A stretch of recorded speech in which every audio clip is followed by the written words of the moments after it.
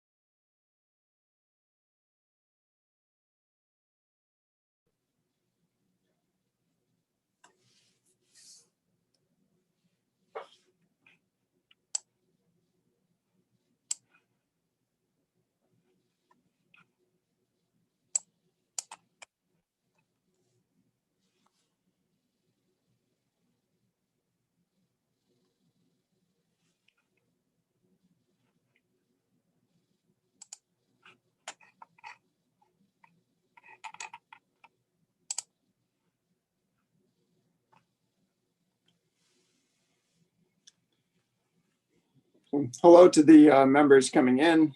Some of you heard this a few minutes ago. It's a few minutes until noon, at which time I'll jump in. You should be able to see me, and our speaker, Barry Rabe's on with us as well. So hang tight for a few minutes. Thanks.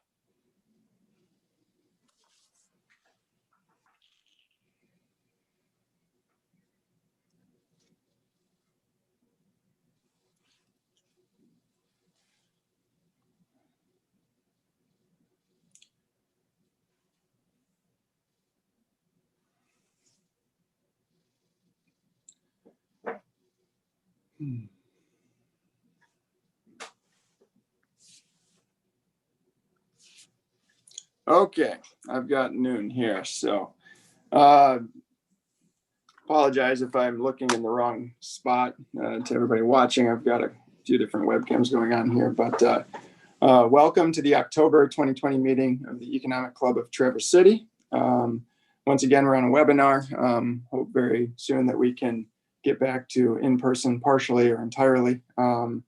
Today, we welcome Barry Rabe on carbon pricing and related matters. I look forward to that, and I'll introduce him a little more fully here in a few minutes. A few brief updates or announcements for the club.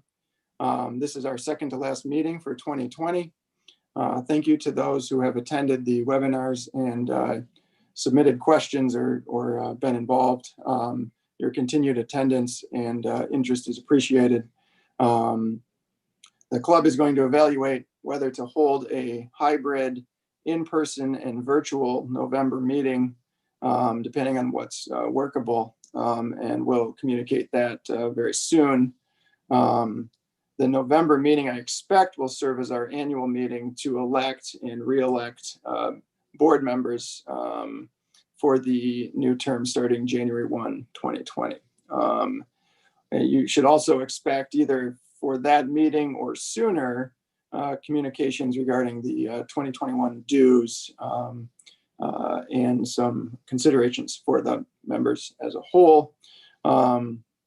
If anyone has a question, please feel free to contact the club by phone, email, or the website contact form. Much of the contact info is available on the website there. And as a general reminder, invite you to use the chat and Q&A features in your Zoom app or website to submit questions for Barry. I will plan to read them and then, if it makes sense, interject and ask them as we go. Otherwise, typically towards the end, kind of read through and get those. So now on to introducing Barry Rabe. Barry is the J. Ira and Nicki Harris Family Professor of Public Policy at the Gerald R. Ford School of Public Policy at the University of Michigan. He is also a non-resident senior fellow at the Brookings Institution and an elected fellow of the National Academy of Public Administration. Rabe has a PhD in political science and studies the political feasibility of adopting and implementing federal and state policies linked to climate change and environmental protection. He's the author or co-author of 6 books, including Can We Price Carbon? Next one, Trump, the Administrative Presidency and Federalism, and is the recipient of 4 research awards from the American Political Science Association. His recent policy engagement has included work with the U.S. Environmental Protection Agency, the Departments of Commerce and Interior, and the Oklahoma Corporation Commission. So to the members, you're welcome to clap at home and welcome Barry. I can see him on video at the moment, and I'll get out of the way here. Barry, as we talked, I'll be online, but out of the way, and I'll let you work through. If you need something, let me know. So thank you for joining us. So. Hey, thank you, Chris. Thank you for the invitation and for that kind introduction. I'd also like to thank your colleague, Ruth Gilmer, with whom I had extended conversations about this. And also a shout out to my colleague and our good friend, Ken Warner, who was really instrumental in setting this up, an invitation that began actually some time ago. Like you, I'm sorry that this conversation cannot take place in person, but I'm glad that at least we have this sort of second best Zoom option. In the case of Ken, we go back a long time, and without going into too much depth and detail, I would not be a University of Michigan faculty member were it not for Ken. So if there are any problems or concerns you have with this talk, just give Ken grief. But it's really great to be with him and to be with all of you. I don't know about you, if you made it to the end of last night's debate, a long debate after a campaign that seems like it's been going on forever, but perhaps relevant to our conversation today. There was a question toward the end by the moderator put to both candidates about climate change, and what would you do? President Trump responded immediately by talking about the Trillion Trees Initiative, the idea of planting 1 trillion trees to sequester carbon from the atmosphere. He also talked about the quality of American air and water, but didn't really say much more than that he wanted to maintain America's strong carbon standards, even though there really are no carbon dioxide standards that the federal government operates. Same question to the former vice president, Mr. Biden. He gave a longer answer that was followed up with some back and forth. And as I understood that, it would involve using some kind of federal regulatory power to accelerate the transition away from fossil fuels in transportation and in electricity, and move toward expanded use of renewables, really through a combination of federal regulatory power and some kind of major spending initiative to cover the costs of transition to a society that would be more reliable, more reliant upon renewables than fossil fuels. What neither of them said was the answer that the vast majority of economists who have studied this issue in the United States, North America, and around the world, whether they approach that from the right, the center, or the left politically, what those economists would have overwhelmingly been likely to say, and that any serious strategy to try to reduce the threat of climate change should be centered around the idea of a price on carbon use and carbon emissions. That could take the form of a direct tax on coal, fossil fuels, other fossil fuels like natural gas, oil, or an emissions trading system known as cap and trade, which allows for considerable market flexibility. This is something that economists have been talking about for a long time. And I guess that's where I enter the scene today, not as an economist, although I'm delighted to be talking to the Economic Club of Traverse City, but the politics. And I think an overarching question for me as I approach this, it's one that really has involved conversations I've been having with Ken Warner for decades, is how do we think about the ideas that can be generated by economics and economists? And how do those play out in the crucible of real world politics? If we were to design other systems, public health, housing, and the like, that would be really drawing on economic theory and principles, what would that look like? And how realistic or viable is it to think that political institutions like ours in the United States or elsewhere could actually adopt those strategies? So interesting to think here that for a long time, it has been thought that carbon pricing was inevitable. And why did we think this? Not just in the US, but globally. Well, upper left on this slide, remember the time not that long ago when we thought we were running out of fossil fuels, especially for transportation. Peak oil, with the presumption that the price would go up, the scarcity would increase, and with it, a rapid transition to renewables in desperation. And that didn't happen.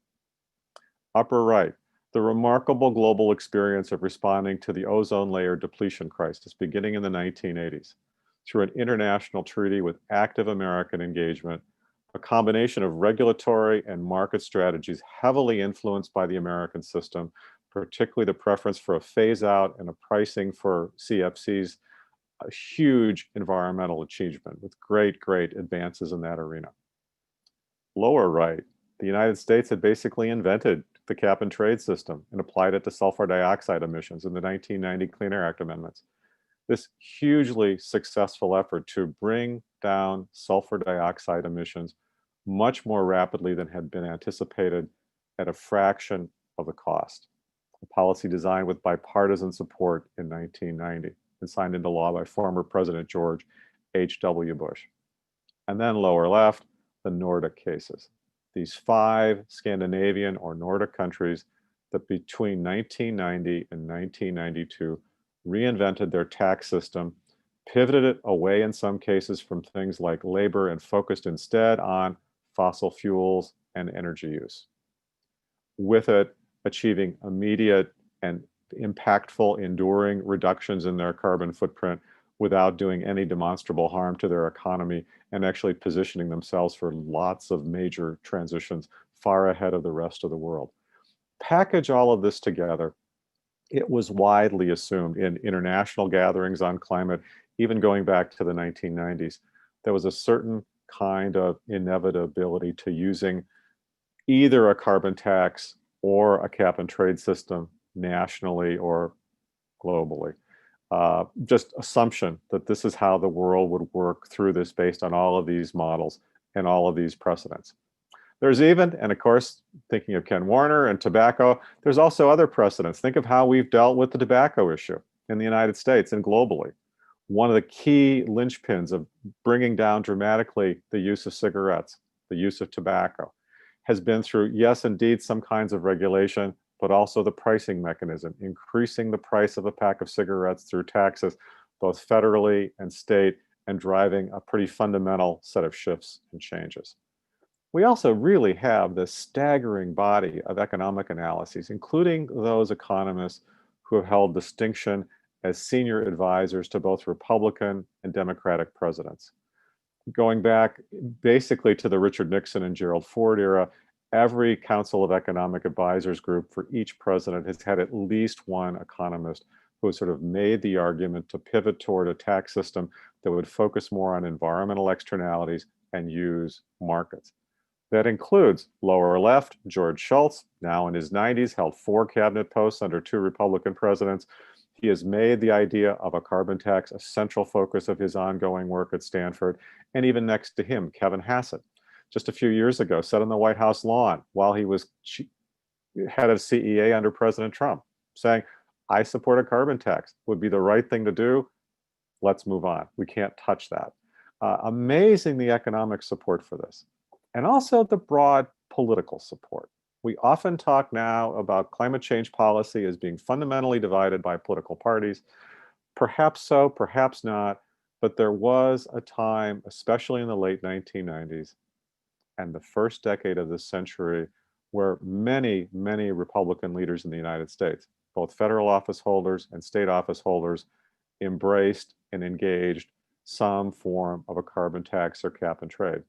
Lindsey Graham, facing a tough re-election race in South Carolina, has been a member of the Senate for almost 24 years, has regularly and routinely talked about this, although it's sort of dropped off of his vernacular in the last few years. And so the thinking was this was a kind of a slam dunk inevitability. You had this appealing idea, you had evidence from around the world that it could work and not do harm to the economy, and allow us to take early steps to gradually prepare a transition away from fossil fuels without huge economic disruptions. And yet, what happened? Well, climate change is like a wicked problem to end wicked problems. The costs of transition, whether it's a tax or anything else, are upfront. We see them right away in many cases, and certainly if you put a price on carbon use or gasoline use. The benefits are delayed. This is truly intergenerational policy. What we do now clearly affects the future, although we cannot know that with exactitude. To what extent do we make adjustments in our behaviors and prepare now to try set things out in a more positive way for those who will follow us? That's a wicked political problem as opposed to focusing on the here and now. We've been through the Great Recession and now another recession. We've seen hyperpolarization and on a wide range of policy issues, huge cleavages and divides that make it much harder to think about creating bipartisan coalitions or meeting in some kind of a compromise fashion at the center on issues. The arrival of shale and fracking had brought a huge surge of relatively cheap oil and natural gas.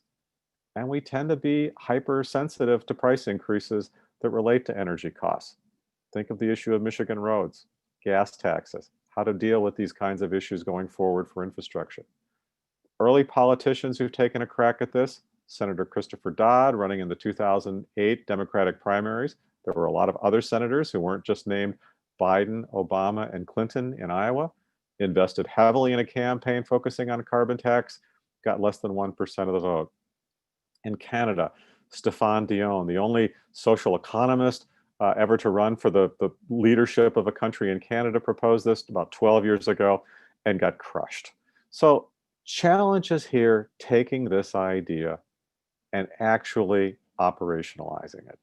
And then there are other problems, divides in public opinion. Is this really a problem? Is this really a serious problem? This is a table. I'm happy to share any of the slides, by the way. This is far too much data to try to take in on a Friday afternoon. But nonetheless, here, and it's really unique in American public opinion, in response to a very simple survey question, do you believe there is solid evidence that global temperatures have warmed over the last 4 decades?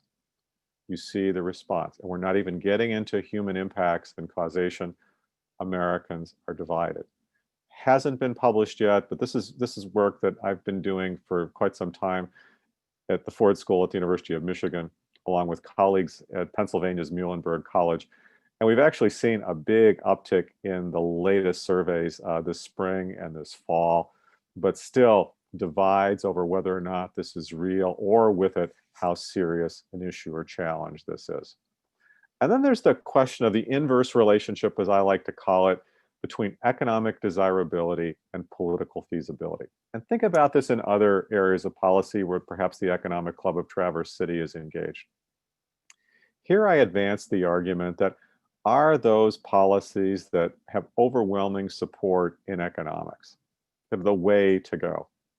Maybe the least feasible imaginable because they send clear and immediate price signals. Whereas a lot of other things, I won't talk about the desirability of planting 1 trillion trees. I think it's an interesting idea.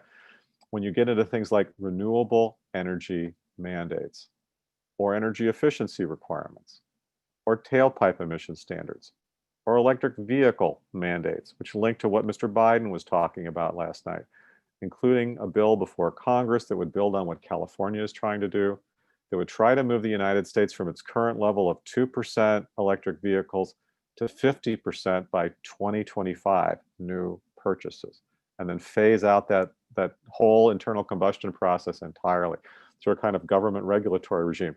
These are all interesting policies to weigh, thinking about the economics, the technology, and the like. But I would argue in that case, the economic issues become a concern because the cost per ton of carbon being abated or mitigated is likely to be higher, probably much higher than these market instruments. And yet politically, that's where the debate seems to be going in the United States. And in many respects, it's where states and other places around the world have been going for some time, although with some notable exceptions. So a question for me to raise, and this is part of one of the 2 books that Chris was mentioning that I published in the last couple of years, is to look not just at the US, but globally, and ask whether or not this idea of a price is possible, especially over time. Can it be adopted by democratic governments? Can it be adapted, actually interpreted and implemented and put into operation? Does it endure? Is it durable? When there's a change of leadership, when a president or a prime minister leaves the stage, a change of partisan control of government, does the policy endure?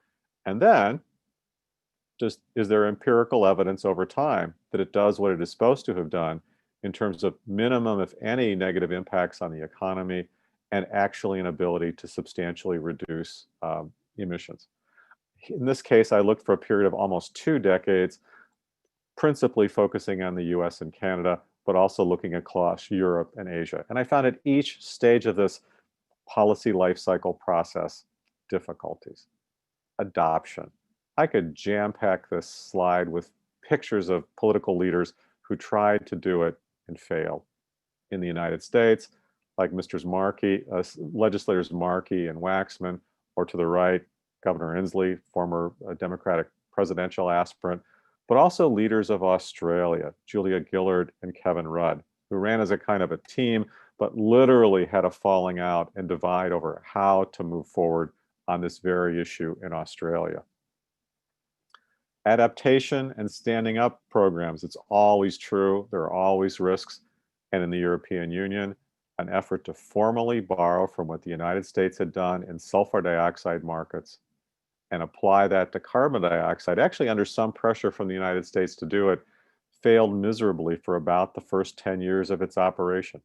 It had every kind of calamity, fraud issue, shirking, difficulty of setting up a regulatory system that would allow markets to work across the European Union. And I found a very, very high rate of, if in fact you adopt a policy, it can be reversed, repealed, taken apart by a succeeding leader. Governors Christie in New York, Governor Martinez in New Mexico, but also leaders, in this case, Mr. Abbott from Australia and elsewhere around the world. This is often a policy that is not particularly durable, and with it raising real questions of whether you want to try to establish a price signal for a certain period of time and markets begin to adjust, but then you pull that thing away or have to dramatically shift and change it. I also found evidence in many cases that you could create a carbon price, in this case, a tax in the Canadian province of Alberta, where the oil sands are located, massive production of fossil fuels. You could actually create a tax, but the price would be set so low and it would be so loaded with exemptions and loopholes and actually have a cyclical scheme to it so that the money industry was paying in would indirectly be returned to industry, that in essence, it accomplished nothing. So there are challenges to this. There are challenges in taking something from the economics playbook and operationalizing. And yet, along with those Nordic cases, we can look at different places, including a few in North America, where what the playbook has suggested has worked and has lasted over time. And so as much as I like to focus on cases where we see conflict and failure of policy, I think an intriguing question is, when we get things right, when through government and political action, we achieve things that we are trying to do and do so in a transparent and cost-effective way, how does that happen? Couple of cases. British Columbia, westernmost province. Well over a decade ago, I was dealing with some particularly visible problems. You're probably wondering why there's an insect on this slide. Amazing forests in British Columbia, huge lures for tourism, but also a major timber industry. Because of the change in winter temperatures, it's not as cold as frequently in winters in British Columbia as it used to be. That little insect down there called the mountain pine beetle began to survive winters and proliferate, doing stunning, staggering damage to British Columbia forests. A right of center premier, equivalent to a governor, Gordon Campbell, the person on the left, took advantage of this opportunity, decided to outflank opposition from his left and shock the province by saying, we're basically going to do what Norway and Sweden have done and move to a carbon tax.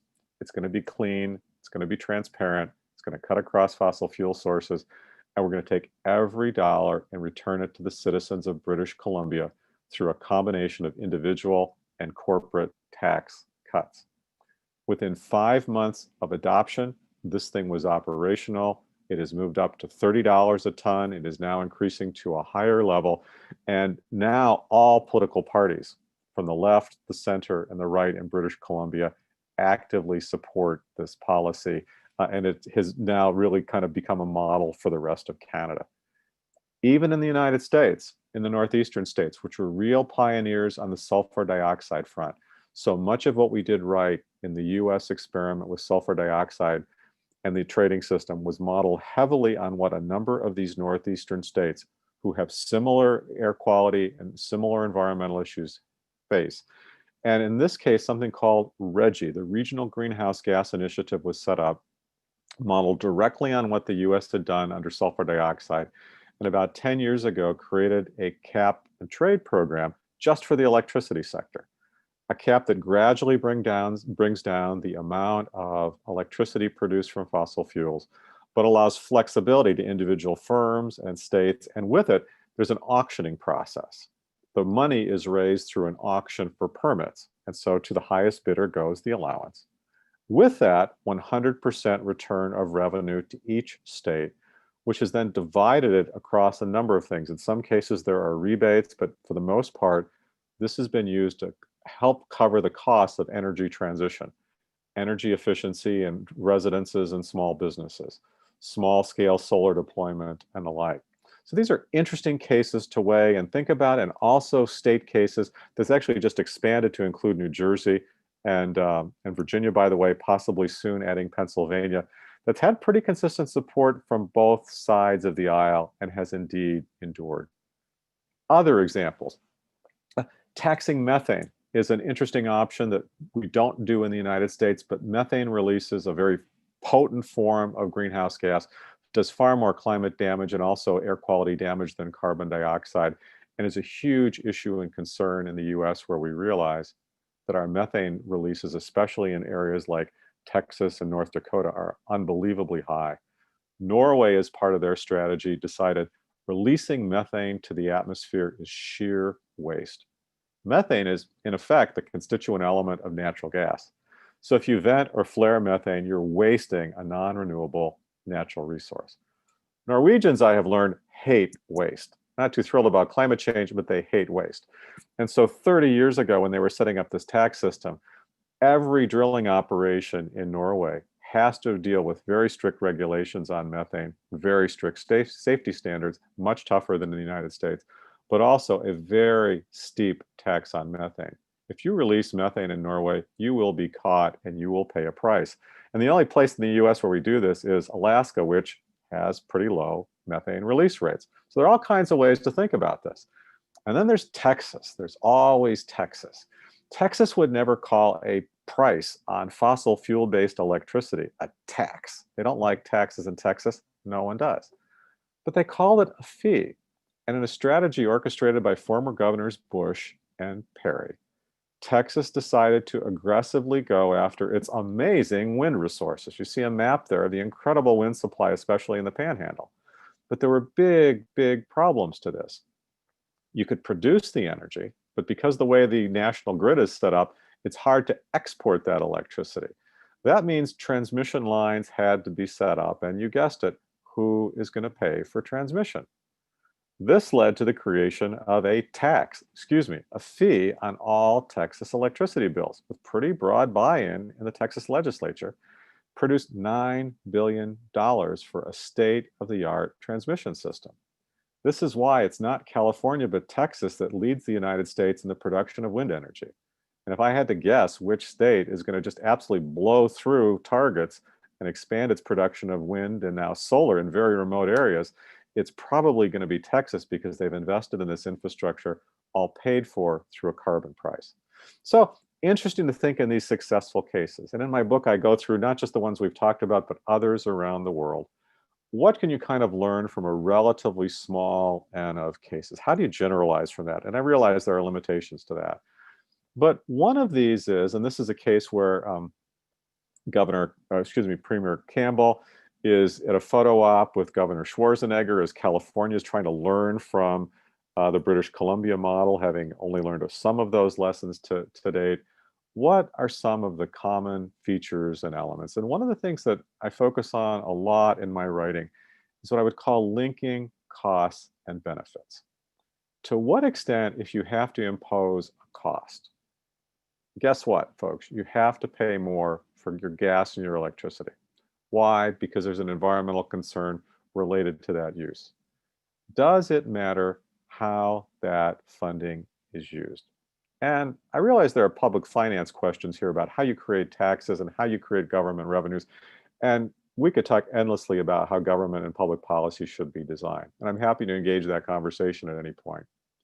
But interesting to think, if you look at models like the American Social Security Program in the 1930s, and the payroll tax and the link to the Social Security Trust Fund, or the genius of Eisenhower, who in this 1919 picture is about to realize how horrible the American road system is when he has to take nearly 100 battle vehicles from World War I from the East Coast to the West Coast, and things go very, very badly. Implants in Eisenhower's mind, even before World War II and driving troops down the Autobahn in Germany, that the US really needs to move toward a national highway system of some sort. That really wasn't a novel idea to Eisenhower, but Eisenhower's breaking of the dam on this issue, where there was broad support for the idea, was how on earth are you going to pay for this? And this is largely lost to history, but it was Eisenhower who pushed not for loans and bonds and other kinds of gimmicks, but to go back to the excise tax for gasoline, which the federal government had used during World War I, World War II, shifted out of, and make that the linchpin of the highway trust fund, which has actually lasted for quite some time. How do you link those costs and benefits in the public imagination? And then how does that play out in American public opinion? The same body of survey work that I was talking about a few minutes ago consistently shows that Americans, if you raise the question, would you support a carbon tax, with words describing what a carbon tax would do, are about evenly split. In this survey, literally 2 years ago, the base case is 48% support, an equal number opposed, the rest unsure. But if you give people a choice how money is going to be spent, that really moves the needle pretty substantially in some respects. If you use this to sort of freeze out different kinds of regulations, that actually reduces support. Anytime we've raised this question, I've done this with about 20 survey experiments now. If you talk about taking money from a tax and putting it into deficit reduction, support absolutely plunges. If you talk about this and put it into the general budget, things drop. But where you really begin to see movement is linking this to infrastructure, highways and transportation, dividends to households, or the British Columbia model of tax cuts or revenue neutrality through a tax swap. But the numbers go highest amongst Republicans, Democrats, and independents in talking about energy efficiency, energy transition, renewable energy, basically covering the costs of transition, which, as we think about the future of taxation in the United States, I think is an interesting one to consider, whether we're looking at energy sources or other kinds of things. How do we connect tax imposition of cost with the perceived benefit and build support for whatever it is that we might try to do in government? So, looking forward, a few final thoughts, and then let's open it up for question. I mentioned the British Columbia case, and I also told you that in the case of Canada over a decade ago, an effort to create a carbon tax failed miserably. And yet, we could, get in our cars and figure out a way to get through customs and spend some time in Ontario, we would be in a nation that is moving to a $50 a ton across the board carbon price by 2022 or 2023.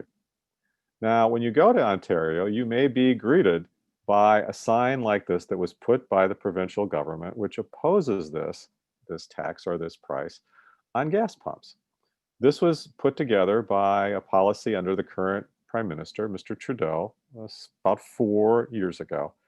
And it has some really interesting pieces and elements to it. It basically treats each province in Canada as a separate unit and says you have 3 choices. We've decided as a country that we need to go to a carbon price because we want to move on climate change, but we think this is the best way to go. You have 3 options. If you're a province and you already have a policy in place that essentially does this or is moving in that direction, like British Columbia, but also some other provinces, you're in, you'll never hear from us again, keep doing what you're doing, you're all set. If you want to work with us and negotiate creation of a system, that's fine. We'll collect the money, but we'll return the money to you, politicians of various provinces and territories. You spend it any way that you like. If you don't cooperate with us, well, tell you what we're going to do. And this is what's happening in Ontario. The first government, when this in place, supported this, was negotiating with the federal government that strategy to hold on to the revenue. The current government opposes this, and so now screws have come down in Ontario, and what does that mean? The federal government does collect this tax, but rather than letting provincial politicians make the decision, every resident of Ontario gets a rebate check each year for their commensurate share, proportionally so, with some monies going back to smaller businesses and the like. So interestingly, on our border, our northern border, we have in place a carbon pricing regime and system that is really interesting to take a look at and to think about. And even though if you follow Canadian politics, Mr. Trudeau's fortunes have fluctuated wildly, they aren't really because of this issue. And last year when he ran for re-election and did win in a 5-party race, I believe 64% of the votes were cast for parties that actively supported continued implementation of this policy. So right across our border, we have this with some really interesting trade issues and negotiations that I really would be very happy to talk about as we go into Q&A. We are also seeing elsewhere in the world, and I think this becomes a very interesting question for the United States.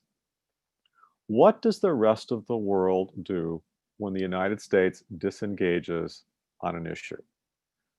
All of the regulatory policies and strategies that were launched under President Obama to bring down carbon emissions, including the Clean Power Plan for electricity, vehicle emission standards, have been in essence reversed or frozen under Mr. Trump. So that federal regulatory provision that was designed under the previous Democratic presidency has been shifted under a Republican one, all through presidential action without any engagement by Congress. That, by the way, is the topic of the second of the two books that you were mentioning, Chris. Not trying to schlep or push my sales of my own book, but why I would write a book about called Trump, the Administrative Presidency and Federalism. And it really talks about how difficult it is to do any policy anymore in the United States, given the structuring of our Congress. Would also invite questions on that. Sure. But Mr. Trump also pulled us out of the Paris Accord, where we had made various kinds of pledges. We are the only leading producer of fossil fuels and major economic powerhouse that is not part of Paris. But the world has not sat by idly while we have doing this. President Trump was right last night. Air quality in China is very, very poor. And yet there are some amazingly aggressive moves in China to move quickly toward a renewable transition, partly for climate reasons, partly for air quality issues, and partly because they are sitting on the greatest rare earth supply in the world that are essential to the implementation of, for lithium, for batteries, and many other sources that we simply have not pursued in North America. China is really positioned for this, and amazingly, there are 7 cities in China, the major cities like Beijing, that are already beginning to move into carbon trading as part of the larger command and control or neo-authoritarian or whatever you want to call the Chinese system. And then there's Europe. Europe initially had a real mess with its carbon markets, that trading system that I was mentioning. They've cleaned it up through a very constructive set of efforts involving all 28, actually now 27 with the UK status, members of the European Union. They repurposed this system and are doubling down on the price, which is now about 25 or 26 euros per ton anywhere in the European Union. And they are talking about a new kind of transition strategy to accelerate, where they're arguing that the future is not in fossil fuels, but the future is in these alternative technologies, and is actually racing in some respects with China, opening up some really interesting questions about how the United States responds. Finally, where next? I'm not going to try to recast the debate, but clearly there are 2 different perspectives on the table. But to bring this round circle to where I began my remarks, would only note that right now in both of these candidates' platforms, there's a range of things that are being said about climate change, but interestingly enough, the carbon price does not seem to be prominent on either agenda, including that of Mr. Biden. And from all that we know, that would not be true for Mr. Trump in a second term as well. So some initial thoughts about this question of carbon pricing with some American flavor. And with that, Chris and your colleagues, I'm happy to entertain for our remaining time any questions or comments that folks would like to share. Thank you all. Sure. Thank you, Barry. Excellent, and a lot to process and think about there. Certainly bringing awareness to something I think many of us have maybe heard of, but knew far less about. So I see we've got Ken has chimed in with a question here, so I'll read that off. Ken Warner. Barry, you mentioned Biden's interest in approaches other than a carbon tax. Are there proponents of a carbon tax who have his ear or will have his ear? It is interesting that we hear so little about carbon taxes in the political domain. So, yeah, I haven't had a seminar question from Professor Warner in a long time. This is kind of down memory lane for me. Thank you, Ken. Ironies abound here because as a senator and vice president, Joe Biden actively supported either a carbon tax or cap and trade for a long period of time. He actually collaborated in the 2000s on cap and trade legislation with John McCain and a broader coalition. Clearly, when Biden talks about climate change, often the term carbon price emerges more than many other prominent Democrats. And so even when you look at the so-called Biden plan, which is hundreds of pages, there is some reference to the idea of a carbon price. It's just kind of downplayed and discussed much less than before. There is a battle underway, as there always is, when someone has a chance of becoming the next president. There's a chance that that person's party could do pretty well in coming elections.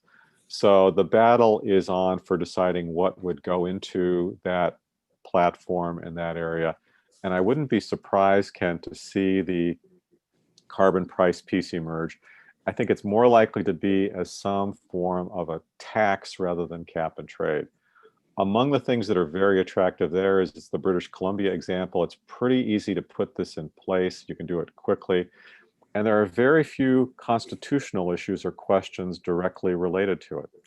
I think there's going to be a great challenge for a Biden, but other presidents, to think through what will be permissible under statute that might be adopted given the likely changes in the Supreme Court, and deciding what the powers of regulatory agencies are. This could make cap and trade a harder sell ultimately, whereas a carbon tax is straightforward. Then there's also the revenue ramifications, and this may even bring in Donald Trump in some way, thinking about a possible second term, although I wouldn't expect to see much carbon movement. If you think about the Biden agenda and the idea of massive spending, at some point there are questions about where those trillions of dollars are going to come from, how that's going to be produced in a system that already is steep in deficits, and deficits are likely to expand over the next at least year or probably longer, given the circumstance that we are in. And so one attraction here of a carbon tax is it produces revenue pretty cleanly and pretty quickly. And here I would only note, and it's not widely discussed, but it is true to the extent that I know, at the latter stages in 2017 of discussing the terms of the legislation, the Tax Cut and Jobs Act of 2017 that passed, many temporary cuts in taxes, personal and corporate. There was active discussion in Republican circles and within the Trump White House about adding some kind of a price or fee on carbon emissions, in part for revenue purposes, to offset some of the deficits from those tax cuts. And it's amazing. I am part of a group. It's called the Pricing Carbon Dialogue Group. It meets quarterly on Chatham House rules. I've been doing this for a few years. It's kind of like a who's who of Washington. You have Republicans and Democrats who would normally be throwing rocks at each other, but they come and they actually are polite, talk thoughtfully, industry comes in. And it's amazing when the doors close. Again, I can't disclose identity, but I can sort of tell you the thrust of this. When those doors close, virtually no one agrees to this idea. And so I do tend to think that the idea is there. It's in the minds of many senators, many members of the House on both sides of the aisle. Could this be part of some package going forward? I think that's the case. And so I have to sort of temper where we're at in the current campaign, where I think we're going, both because of climate issues, but because of revenue issues. So some initial thoughts on that front. Thanks for the question. Sounds like a good question and a good answer there. So I have one from Ruth Gilmer. What country or countries have successfully achieved a carbon price tax model, and what are the economic implications they have generated? Have their economies suffered? And I'll jump in. I was looking up carbon price on Wikipedia during the conversation and just getting a sense, and they have a color-coded map, I think, of, who has a plan, who doesn't, what's international and domestic. And so I'll let you answer Ruth's question there. Thank you for that. I appreciate the Wikipedia reference, Chris. And Ruth, thank you for the question, and thank you for all your help in getting me into this Zoom conversation today. Really interesting. I think the definitive source on this is the World Bank. They produce annual reports on every government around the world, and they've been working on this for some time. They're very good. They're technically strong, and they're quite good. And that work, but also my own experience, has led me to think that some of the strongest experiments that we've seen are some of the more durable ones that I talked about at the outset. Those five Nordic cases are kind of like Energizer bunnies. They just keep going. They've expanded, they've worked, And as you bring additional policies in, including places like Norway that produce a lot of oil and gas, have a number of issues and components to them, it's those Scandic countries that have been very, very successful. I do think as we move beyond the Scandic countries, we're beginning to see some really interesting models within the European Union. The UK has had a levy that's been quite effective and successful. But to me, all eyes turn now to Asia. The South Korean cap and trade system, the Japanese hybrid system of trying to put these two together. What other governments are doing in Asia is really quite interesting and quite intriguing. And in part because their populations are so large, the scale of their economies are so large, and in many cases, they don't have lots of scarce fossil fuels. All of that is really driving their desire to transition away from dependence on fossil fuels anyway, and using some of these market tools and principles. Last point, there are actually a few of these in the Americas, in South America, Chile, Argentina, other places that are relatively small, $5 to $10 a ton, translating into a relatively small amount, but that are being used and developed. And it has been really interesting, given the work I've been able to do, including at the World Bank, to sort of sit in on their briefings and conference calls and realize that this is a conversation that's taking place all over the world. You have ministers of finance in very remote countries, in some cases, places like the Ivory Coast, or places like Nigeria that have a major dependency on fossil fuels, but have largely blown through their money. Oil money has meant huge corruption, are thinking then about how to reinvent, trying to capture some of the rents from this and move to a more effective and transparent system. So that's a long-winded answer to your question, Ruth. I think there are some really interesting examples all over the world. But I would say if you want to look at a North American model, it's pretty hard to beat British Columbia.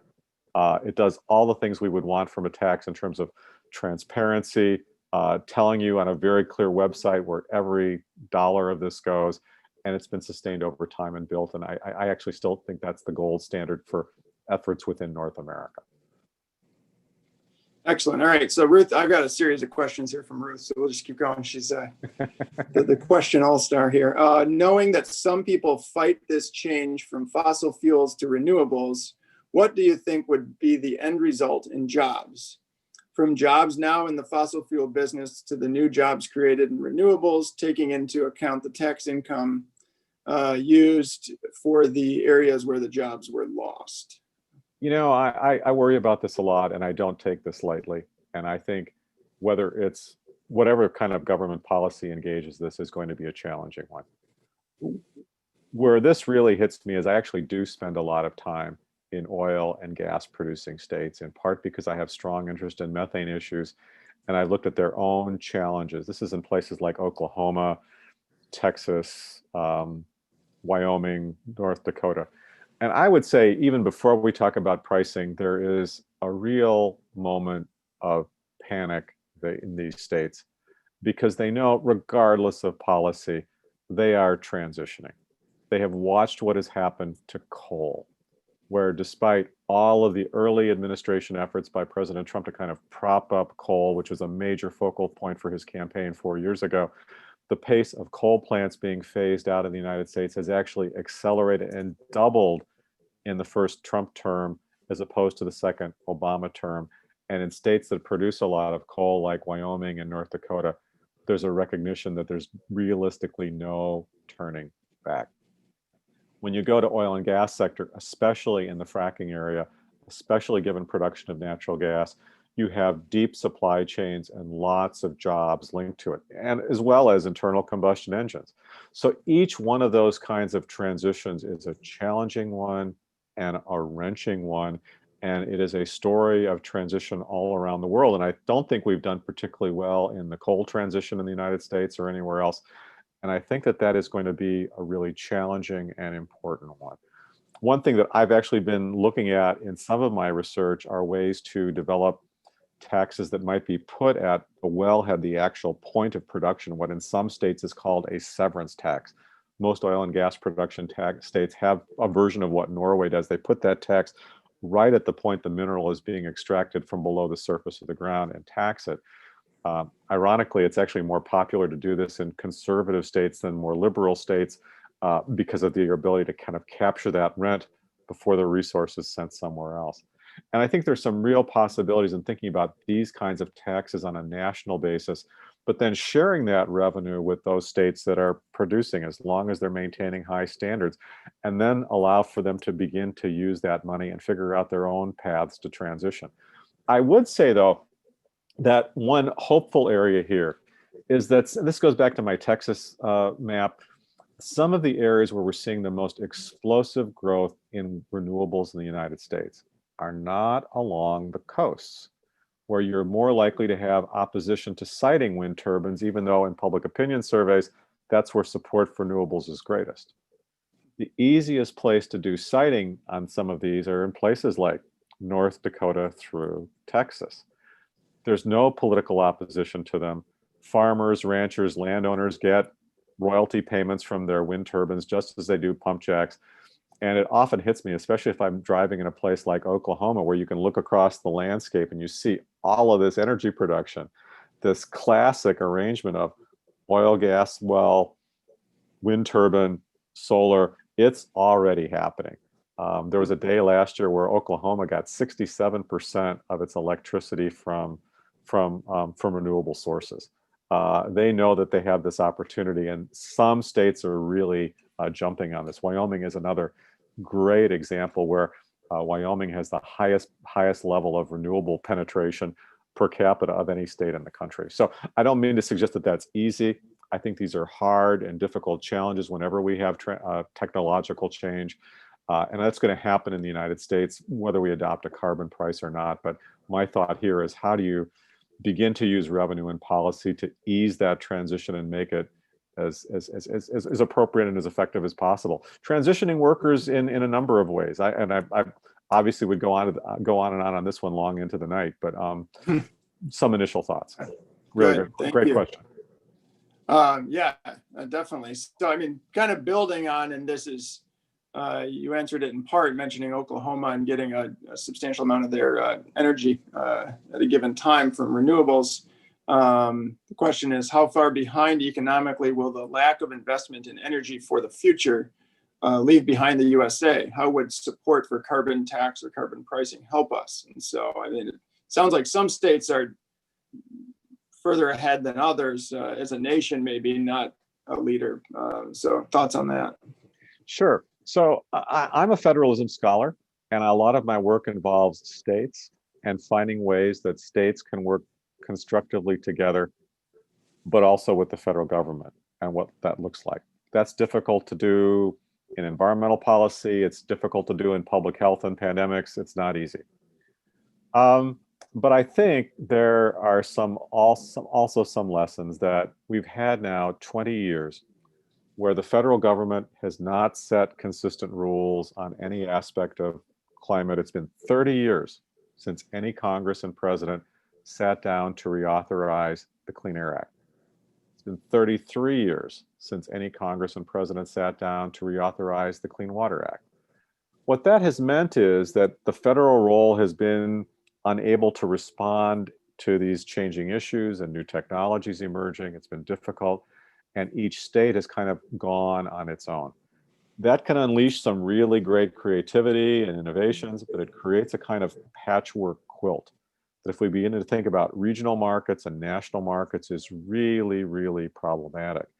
And so I would argue that if it's well designed, this is a moment where we need a future Congress and a future president, however elections play out, however soon this can happen, to begin to sort out and weigh some of these things. We've been waiting for a long, long time under Republican presidents and Democratic presidents to kind of update and really prepare for this.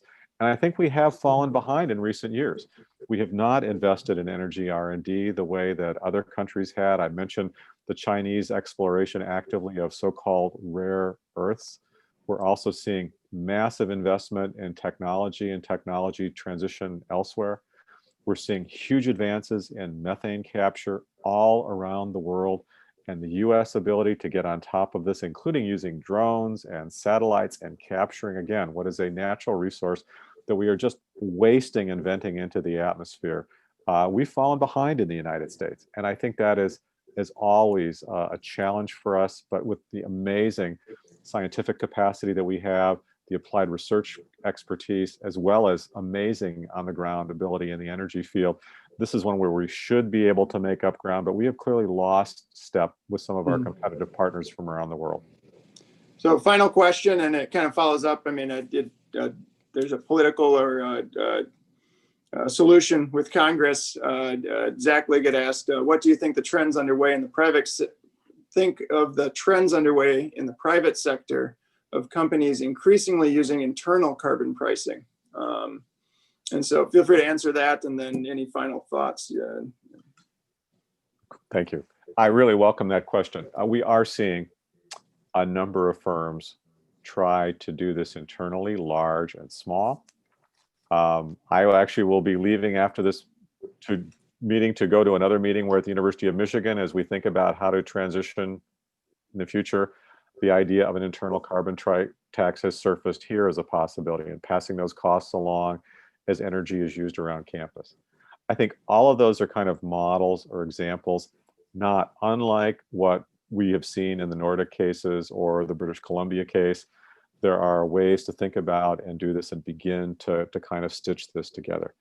And I do think we are seeing in industry after industry that is energy intensive, some real divides in terms of what I would call environmental performance. Just on the methane issue, we have some industries in the US, some oil and gas producing industries, that work on a Norway style model. They actually get their methane emission rates down well below 1%.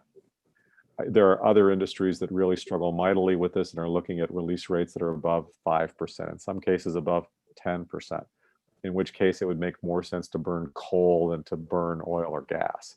The challenge here is how you harness the expertise of industry and how you bring industry in a constructive way in the policymaking process, especially if a congressional window opens.